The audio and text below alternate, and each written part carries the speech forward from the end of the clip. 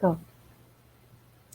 Good evening, everyone, and welcome to tonight's live broadcast with author Anna Solomon in conversation with Marcie Tennen. My name is Karen Sepsimwall. I'm the Director of Cultural Arts and Adult Programs at the Miami Beach JCC, and it is my pleasure to be co-presenting tonight's program with Books and Books and the Miami Book Fair, both wonderful year-long programs of the Miami Beach JCC Literary Series. Anna will be presenting her latest book tonight, The Book of V, which is available for purchase at Books and Books. There's a link on the bottom of your screen. So please support our local bookstore. And now I would love to introduce our host and author this evening. First, Marcie Tennen, our host. She is a member of the Miami Beach JCC Literary Committee, and she has run BookSmart, a book consulting and book fair business for schools, parents, and families for more than 30 years. Her blog, booksmartkids.wordpress.com, reviews the latest in children's titles and in adult literary fiction, and she resides here in Miami Beach.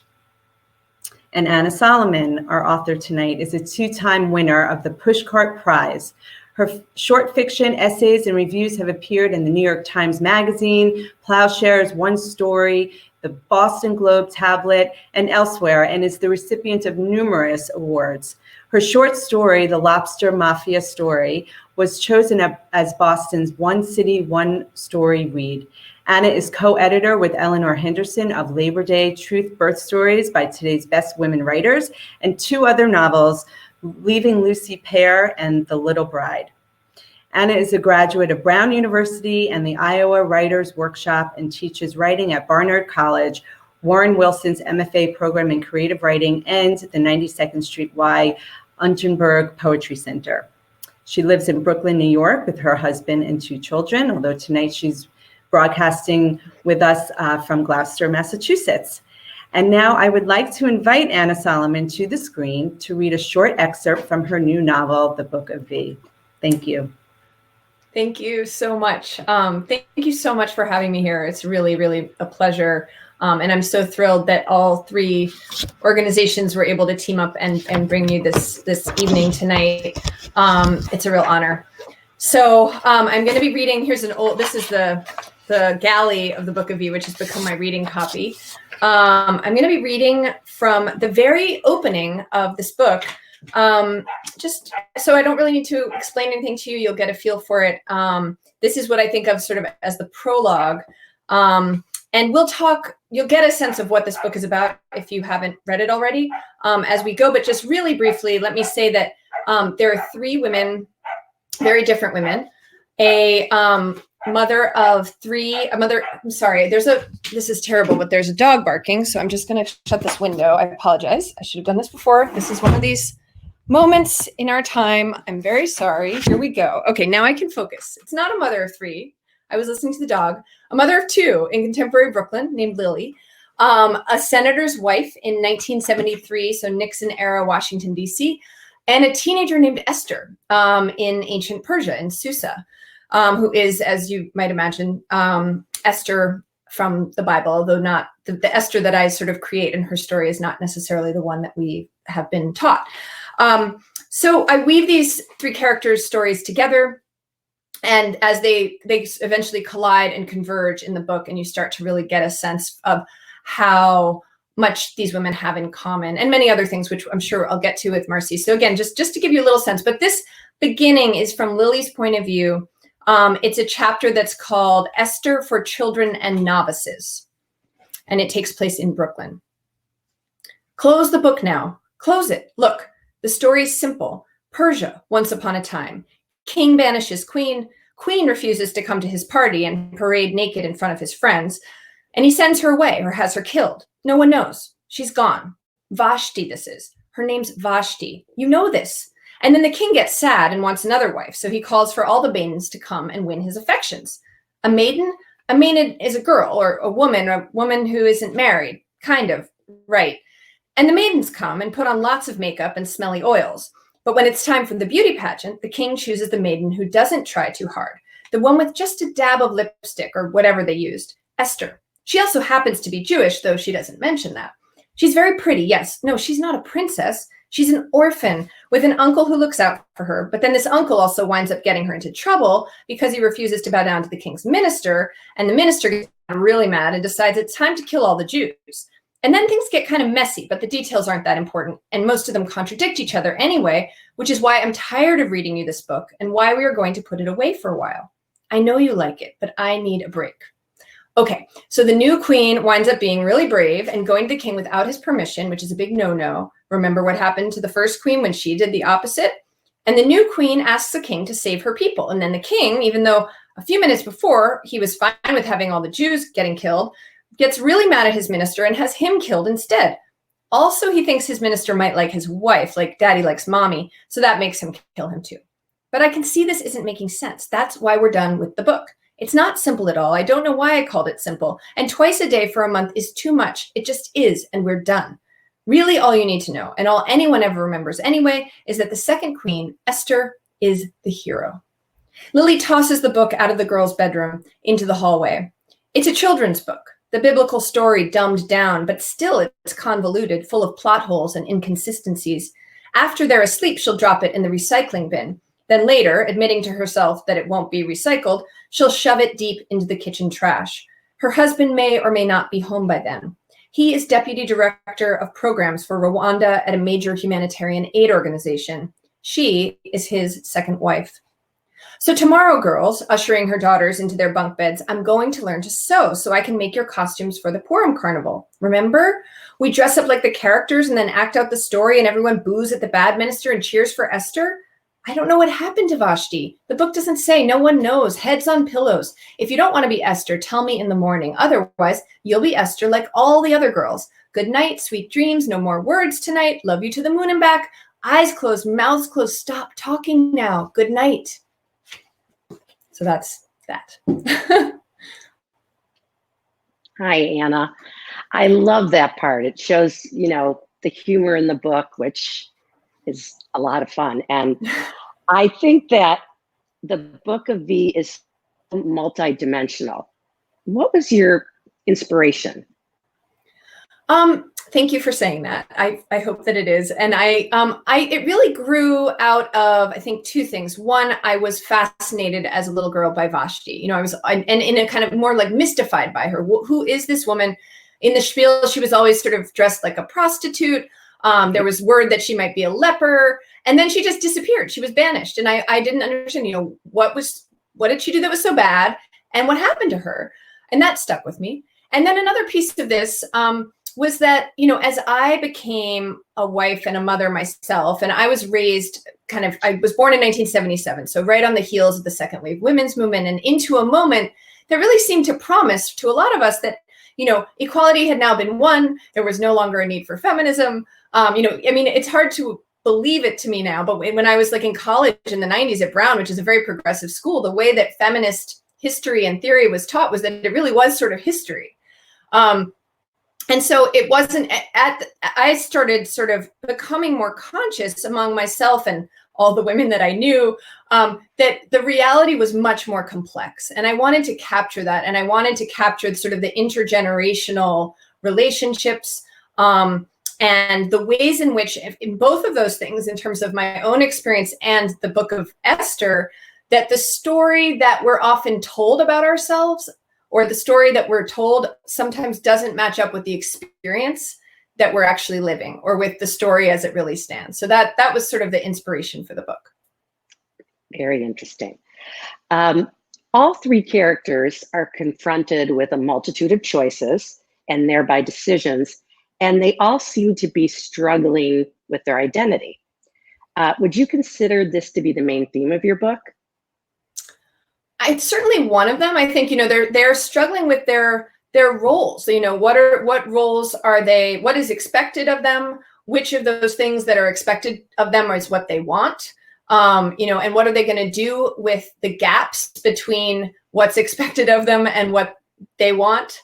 And the answers are different for each of them, and their actual control over their lives is different for each of them, I would say too. But I think that's a really important theme in the book. And I also think, and it's connected to that, you see the book is also really about, I think, the connections between women the friendships between them, Yes. the relationships between mothers, daughters, granddaughters, but also between, women and the women in the Bible who've come before, whose stories that we've kind of ingested. And I think that I am really interested, if I was going to sort of leave people with something, in it being about more connection and less judgment between women. Okay. I enjoyed all three time periods in the book: the ancient Persia, Washington, D.C. in the 70s, and present day in Brooklyn. Do you have a stronger passion for one of those time periods or one of those women? I would say, I don't know about passion. I mean, I enjoyed writing them all very much. I think that for me, the Vivian Barr, who's the senator's wife, who we meet in 1973, there was something that doesn't happen to me very often with a character. She came so fully formed to me, just like I knew who she was almost the instant I started writing her. And that's a lot of fun, because each time it wasn't any work, but each time I needed to write another scene that she was in, it was like, oh, I know what she's feeling. I know what she wants. I know what she doesn't want. I know what she fears. And so that was pretty thrilling. And I think it was probably also part of that was that I loved writing the time period that I was really too young to remember in a way. And yet it's so much, the mythology of it is very powerful in my life. And so it was really fun to bring that to life. And how would you describe your process of writing? I'd say my process is like I'm on some sort of like ride going between order and chaos. On the one hand, I'm a very structural, organized writer and thinker, I would say, like a very, very organized thinker. And this book, it's a complicated structure, not to read, I think, but in terms of writing it, to weave these three stories and do it in a way, I had to be very precise about where the revelations came and how I moved sort of certain images and gestures through the book. And all of that required a lot of planning. And I'd used a lot of note cards, a ton of index cards where I kind of have them up different colors for different time periods, and they're weaving together. All of that is like this analytical brain. And then when I'm writing and I'm in the midst of a scene, I'm really kind of just in it, and I can't really be thinking about the big picture. And so it's this kind of toggling back and forth between those modes. Yeah. I thought it was interesting how the three characters converge. And I found myself thinking and really rethinking about the connections long after I finished the book. I mean, it really stayed with me. Was this part of your original story, or did this evolve? These connections evolved as you wrote it? Yeah, that's a great question. I'd say both. So I knew that they were going to converge. I knew they had to converge, because why else have them together? And I knew the basics of how they were going to converge. Like I knew from the beginning their the essences of their relationships to each other, but I really wasn't sure how I was going to get there on a plot level, and how, and up until, late in the drafts, because there were scenes that, I wrote one way that needed to be totally rewritten in a different place. And so a lot of that, again, it was like, I knew that I needed to have them converge. I knew their relationships to each other, but I wasn't sure what I needed to do to make it all fit. Because it really, it's so interesting when you figure out, I mean, I won't give anything away, but when you figure out parts of the story towards the end, you're like, whoa, that is really cool. I'm so glad. So tell me, this is a very general question, but when did you and how did you decide to be a writer? I'm not one of those writers that said, I was 8 years old and I said, I'm going to be a writer. I was always writing, is what I would say. I was always writing. I was writing poetry. I was writing stories. I was writing journalism. And I worked for a number of years after college as a radio journalist. And all that time, and writing a lot of academic stuff. But it really wasn't until I did start writing fiction in a more serious way after college. I was kind of going to workshops, reading a lot about it, teaching myself as I was waitressing and doing other things, and just sort of like, but I didn't acknowledge until I applied to graduate school, I decided, you know what, if I can get into a program that will give me funding so I can spend a couple years and really see what I can do with this, I'm going to go. And it wasn't even until I got in and I had to tell my friends and family that I was going that I had to almost declare publicly, like, I think I want to be a writer. So I guess I would say the writing didn't come late, but the kind of declaration in that way came a little bit late. It was scary. It was scary to say because, I don't know, it seemed so possible that I would fail. Well, it seems like you've done a great job. Thank you. Love the book. What else can you tell us? I guess my question is, with Esther as the, not the main character, but the starting point. Right. How did you you think of all three women at the same time when you started the book? Does that make sense? Yeah. Okay. They came sort of together and then they evolved in relationship to each other. So yes, I think I started honestly with VIII Bar because what I knew I wanted to do at first I thought, well, this is going to be the story of Vashti. It's going to be Vashti's story. Which is I should, sort of what, and I think that's fine to share with people who haven't read the book. Like that's sort of VIII Bar is playing out Vashti's story and fate in Washington, D.C. as the senator's wife. Right. And so I knew that, and I knew that I didn't want to have it be write it in the way of like a recreating Vashti in ancient Persia. I wasn't interested in that kind of writing that kind of book. Or trying to create something that seemed like I was trying to create some definitive, like this is what was really happening in ancient Persia. Right. So but I think out of VIII Bar, I realized that it was really important to allow for there to be a conversation across time and across ages. And that Esther's story was also important. And partly because I couldn't really understand Vashti's without understanding Esther's. And so then, and at some point, and I think out of that came Lily, who's a second wife, like Esther, right. And who's kind of trying to create, she's struggling to try to sew these costumes for her daughters for the Purim festival. So I kind of wove that in. And then I think out of that, I said, well, you know what? I actually think I need Esther here because I'm coming to a very different understanding of the book of Esther through these other stories. I think that's sort of the evolution.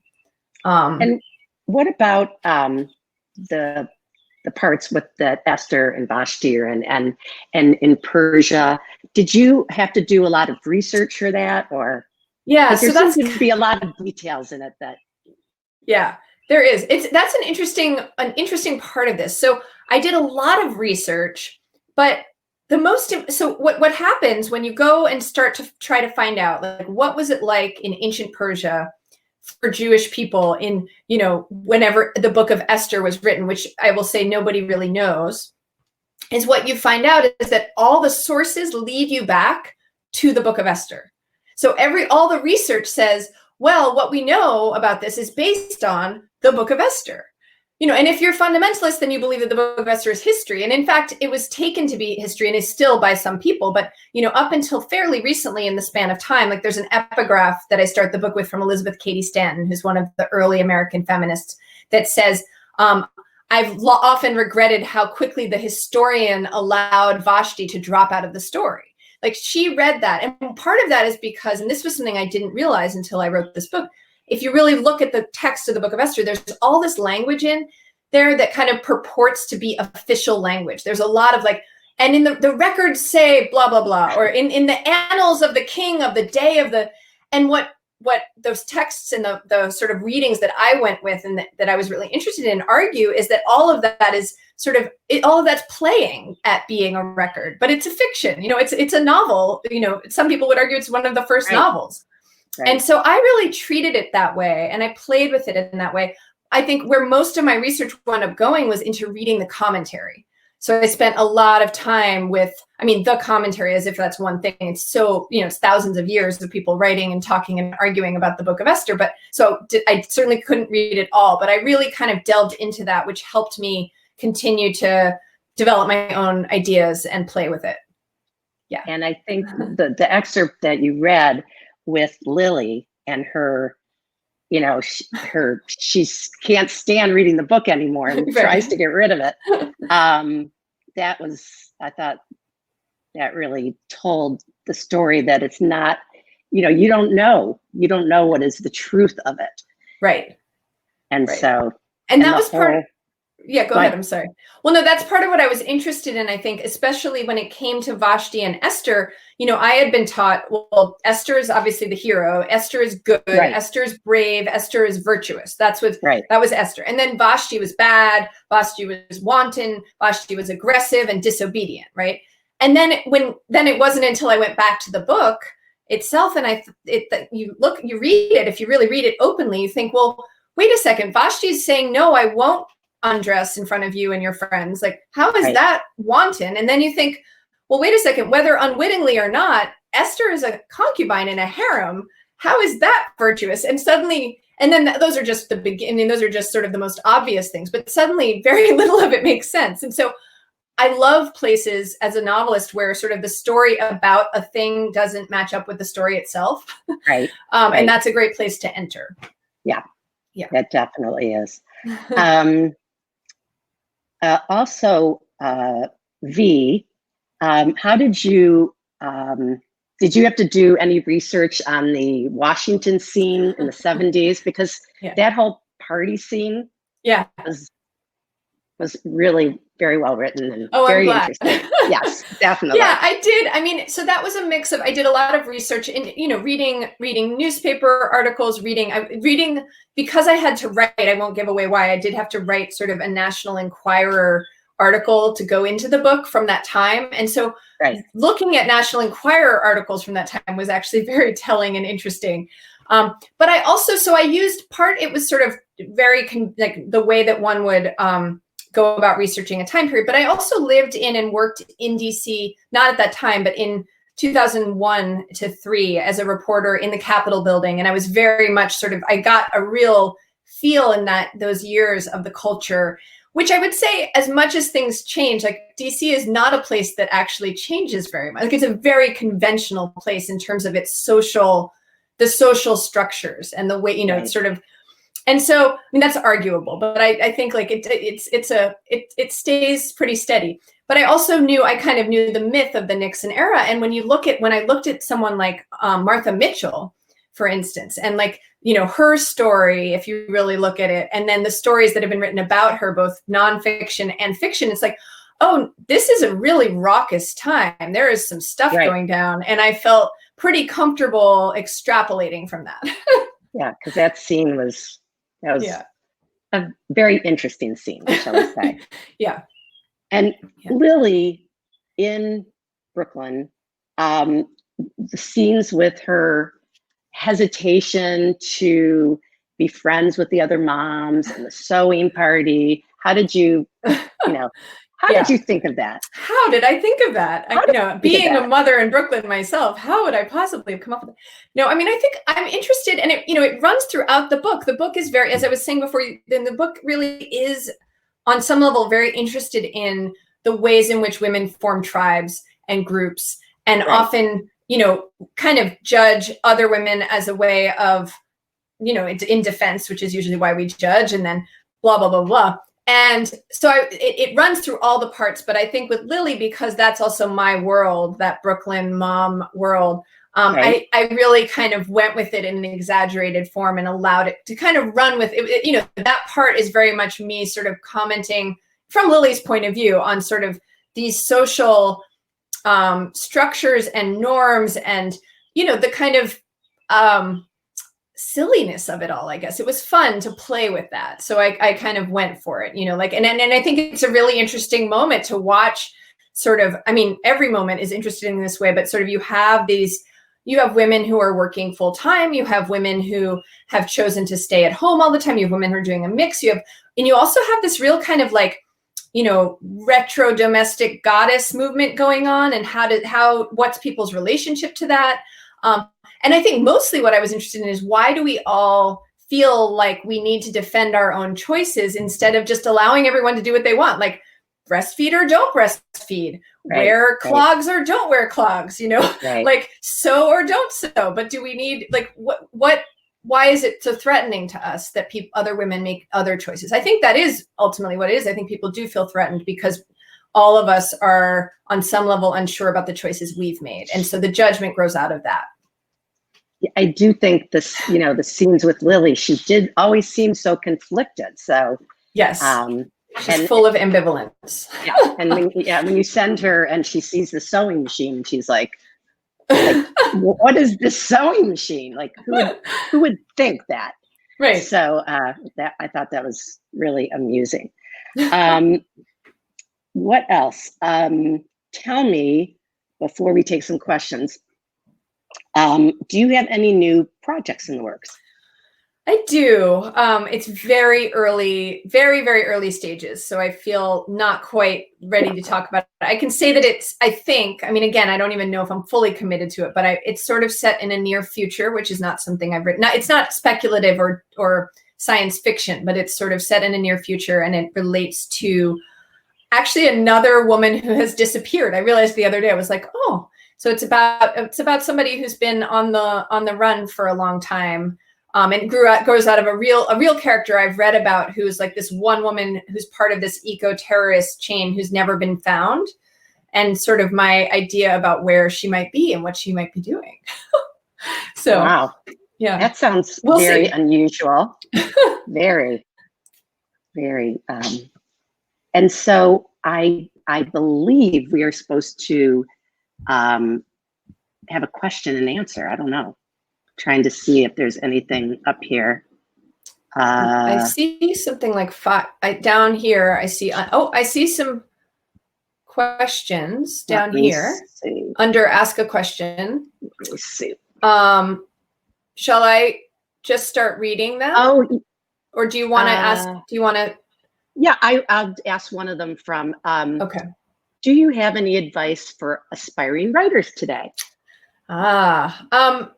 I think it's so interesting because the today part is tricky, right? I think that, like, do you have any advice for aspiring writers?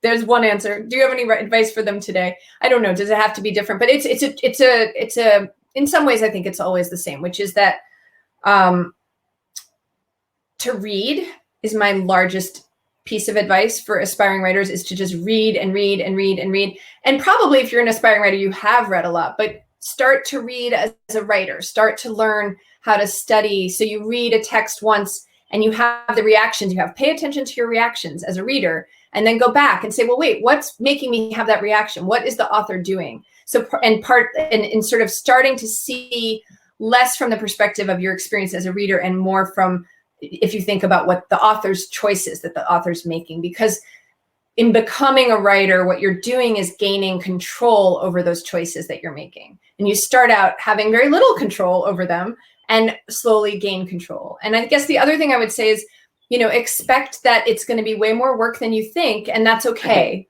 And, that it takes as much discipline and perseverance and tenacity as it does talent, which I think can be promising. Like, this is not, most the writers I know who've gone on to write and publish their books, it's not because they're all the geniuses, it's because they kept going, because it's really hard. And the other thing I would say is don't give up your day job.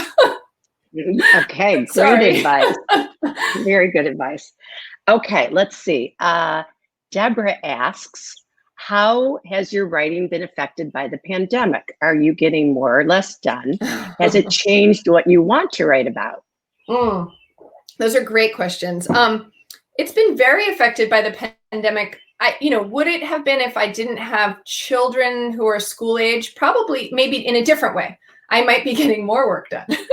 I am getting less work done, but I'm managing to, make that time, and it's mostly the discipline. Like right now, I'm just this summer getting up, I'm working from 7 to 10 and then taking on the kids for the rest of the day. And that's kind of the schedule we've worked out. So that means getting up and being like, all right, I don't want to get out of bed, but I'm going to get out of bed because this is my time. So yeah, it's changed things a lot. But it's, I've just had to find my balance in it and kind of, do the best that I can with it. And I think that it is, part of why I think it is changing the way that I and most writers I know are thinking about what we're writing, because especially since I had been kind of scheming up this idea that's in sort of 10 years from now. It's like, I thought it was hard to predict 10 years from now. And now, like, who am I to even, I mean, I think we're all sort of like, do I build masks into this? Is this, it's too early. I'm certainly not someone who writes sort of, I don't do quick takes. Like, I'm going to write the COVID book now. So it's going to take time for that to make its way into my work. And it could be that I change gears and, set this next book in the past so that I don't have to deal with it. We'll see. You sound so disciplined though, but I guess that's the most important thing to get your work done. You have to be that way. It is. I mean, it's hard because you really do. It takes a certain ruthlessness, which doesn't always go along with sort of being a mother or the way that we think of mothers being. Right. And it's really hard, to just say, because nobody ever, this is another thing, I guess, for those aspiring writers out there, no one ever, it's very rare that someone's going to say to you, like, what I really want for you to do right now is go write. Like, no one does that. Right. Even, and I have an agent and an editor who want me to write my next book, but they're not there every day, like checking in with me. This is like a long haul thing. It takes years to write a book. And so, but you only can write the book in those years if every day or most days you actually sit down and put your butt in the chair and do it. So yeah, it does take, and it takes a lot of faith to like be willing to commit to that discipline. Yeah. Okay, let's see. What was one of the characters your favorites? Oh, I love them all. I do think that Vivian Barr has like, if I had to choose, she sort of has the warmest place in my heart. And I won't give too much away, but I loved seeing her evolve over the course of the book. So that was a real pleasure. This question, I don't know if this will give away the book. Then don't ask it. Yeah, I'm not going to. Let's see. Okay. Here's an interesting question from Barbara. Do you have any influence on who reads your audiobooks? Oh, that is a cool question. I did in this case, not a huge amount, but when they said to me, we're doing this with, and actually maybe this person has listened to the audiobook, I'm not sure, but it's, I think, a really wonderful production that actually won an award, which was really cool for the production of the audiobook. They said, we want to have 3 actors come in so that each character will have her own voice, which I thought was a great idea.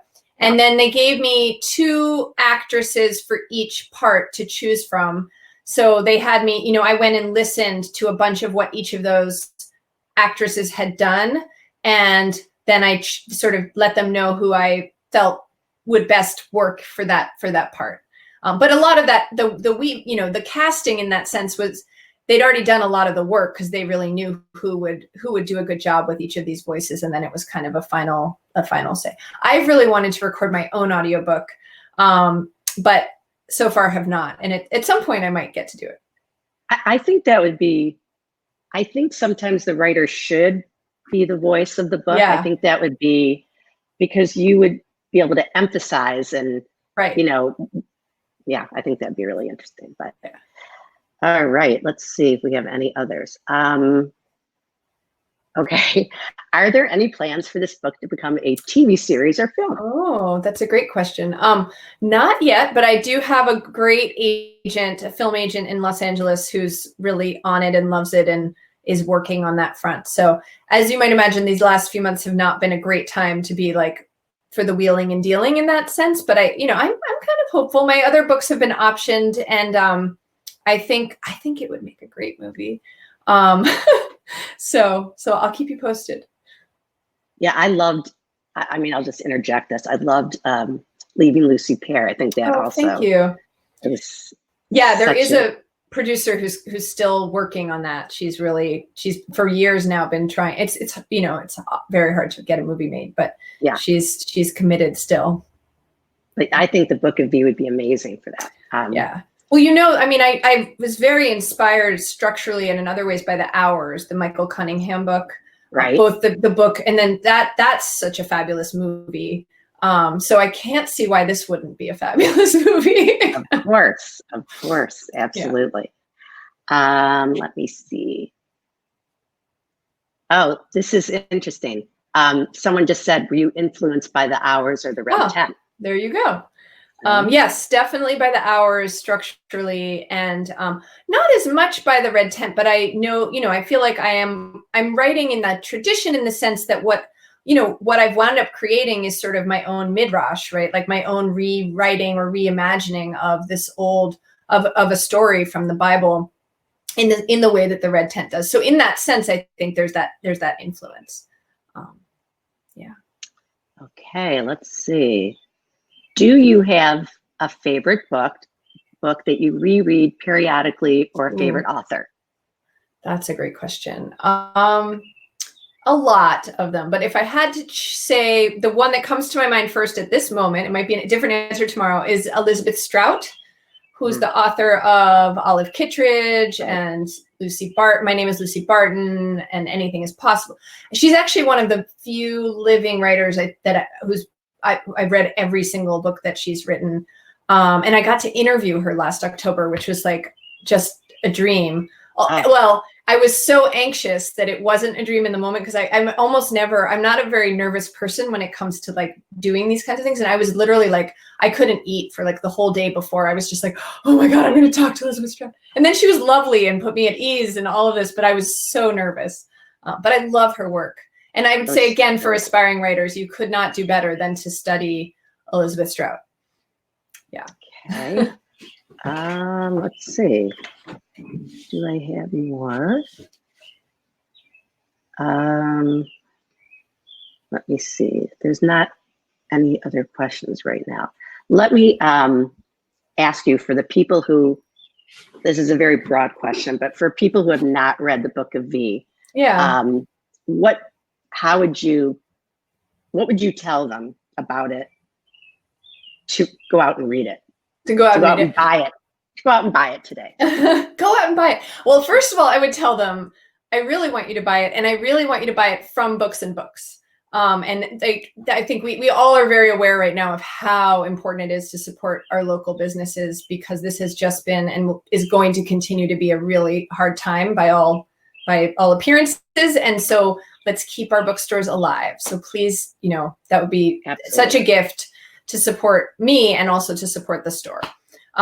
Why should you read this book? I think it's very, not just I think, what I've been told from readers and from reviewers is that it has that mix of like propulsive page turner and also really complex, interesting themes going on, resonates with women's lives. I should say there are a number of men have read it and written to me, and I want men to read this book. The reason I keep bringing up women is that, first of all, most fiction readers in this country are women, and also the book is very much about women's lives. So I don't want to leave out the men, because I welcome them to read it as well. And I also would say that, so I think it has that blend of like accessible and also rich. And the other thing I guess I would say, if I were being asked, which I have been, is that I've been getting just the most amazing letters. They're emails, but emails and Instagram messages and direct messages and Twitter about just how affecting this book has been for people and how much it's resonated with them and made them think. And a lot of people I know have been reading it with their mothers or their daughters. Like they each have gotten a copy and then they've talked about it, and that's been a really rich source. So I'm really gaining an understanding of how much of an impact it can have on readers. So I would say, give it a shot. Absolutely. I did hear you say at some point that you had some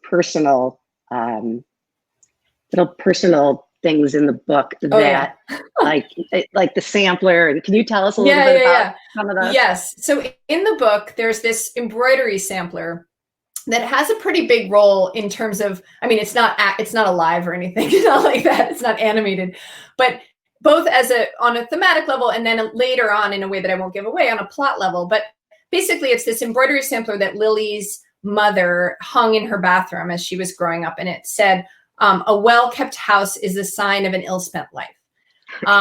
And this is a sampler that my mother hung in my bathroom as I was growing up. And so, like Lily, I, however many thousands of times you sit down in the bathroom as a kid growing up. It was just there, and you kind of, at a certain point, you barely see it anymore, but it's a message that I got again and again and again. And it struck me, again, like many things, only as I became a mother and as became somebody who was running my own household, what an interesting thing it was for my mother to have called what she was doing, spending so much time doing, a waste of time. And on some level, like how sad that made me. And, and my mother, I've talked to my mother about this now, and she what she would say is, well, our house wasn't well kept. And by that, what she means is it wasn't kept like the house of her childhood, in the sense everything wasn't polished and dust constantly, and it wasn't, all perfect in that way. But what I said to her is, but you held it all together. You bought the food, you cooked the food, you made the doctors, like let's be a little more expansive here in what it takes to keep a house, right? What that means.